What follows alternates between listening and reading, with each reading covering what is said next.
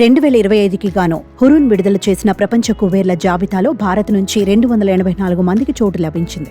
గత ఏడాది లిస్టుతో పోలిస్తే 13 మంది పెరిగారు. వీరి మొత్తం సంపద గత ఏడాదితో పోలిస్తే 10% వృద్ధితో 98 లక్షల కోట్లకు పెరిగింది. అంటే మన దేశ జీడీపీలో 3వ వంతుకు సమానం. సౌదీ అరేబియా జీడీపీ కంటే అధికం ఇది. ఈ జనవరి 15 నాటికి ఆస్తుల విలువ ఆధారంగా బిలియనీర్లకు ర్యాంకింగ్లో కేటాయించినట్లు హురూన్ తెలిపింది. Reliance industries chairman Mukesh Ambani మరోసారి భారత కుబేరుల్లో అగ్రస్థానంలో నిలిచారు. ఆసియా ఖండంలోనూ ఆయన నెంబర్ 1. అంబానీ ఆస్తి $10,000 కోట్ల, మన కరెన్సీలో 8.6 లక్షల కోట్లు. గత ఏడాదితో పోలిస్తే ఆయన ఆస్తి 1,00,000 కోట్ల మేర తగ్గినప్పటికీ తన అగ్రస్థానాన్ని మాత్రం కాపాడుకోగలిగారు. అయితే ఈ ఏడాది ప్రపంచ టాప్ 10లో మాత్రం అంబానీకి చోటు దక్కలేదు. ఈసారి 17వ స్థానానికి పరిమితమయ్యారు. అదానీ గ్రూప్ అధిపతి గౌతమ్ అదానీ 8.4 లక్షల కోట్ల ఆస్తితో గడచిన ఏడాది కాలంలో ఆయన సంపద దాదాపు 1,00,000 కోట్ల మేర పెరిగింది.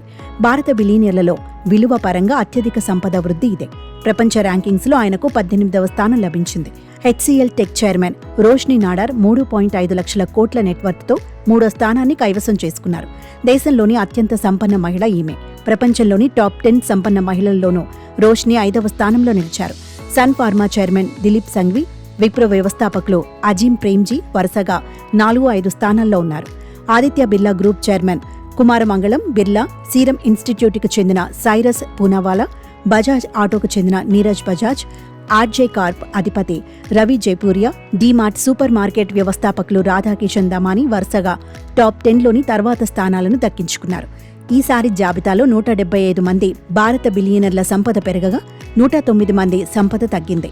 అత్యధిక మంది బిలియనీర్లున్న దేశాల్లో భారత్ 3వ స్థానంలో ఉంది. 870 మంది బిలియనీర్లతో అమెరికా అగ్రస్థానంలో నిలువగా 823 మంది బిలియనీర్లతో చైనా 2వ స్థానం దక్కించుకుంది.